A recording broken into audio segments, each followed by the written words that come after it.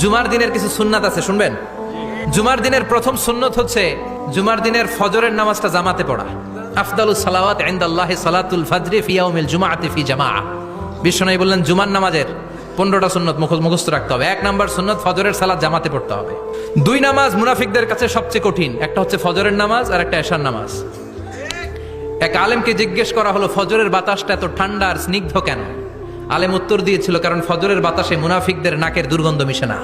ফজরের বাতাসটা স্নিগ্ধ, ফজরের সময় আল্লাহওয়ালাদের আনাগোনা, মুসল্লিদের আনাগোনা, ইসলামের পক্ষের শক্তির আনাগোনা। চিল্লায় বলেন ঠিক কিনা?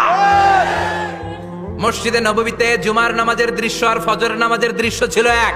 বাংলাদেশে ফজরের নামাজের দৃশ্য আর জুমার নামাজের দৃশ্য এক নাকি?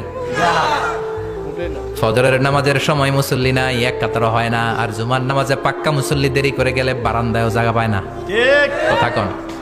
তাহলে আগামীকাল ফজরের নামাজটা আমরা জামাতে পড়বো ইনশাআল্লাহ। এত আসতে আরো জোরে পড়েন ইনশাআল্লাহ। মনে থাকবে?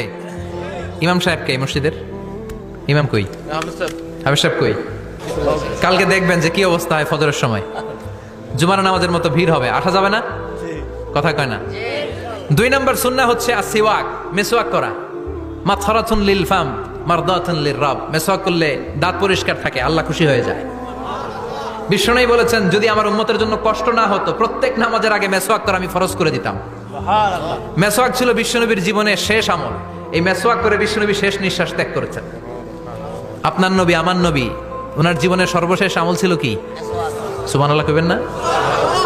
বিশ্বনবী জাইতুনের ডাল দিয়ে মেসওয়াক করতেন। বিশ্বনবী বলতেন নি'মা সিওয়াকিয়া জাইতুন ফাইন্নাহু সিওয়াকি ওয়া সিওয়াকুল আমবিয়া মিন ক্বাবলি।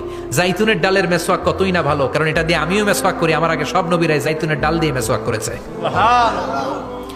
3 নাম্বার হচ্ছে দুহুন, তেল মালিশ করবেন। বিশ্বনবী জাইতুনের তেল দাড়িতে, চুলে আর গায়ে দিতেন।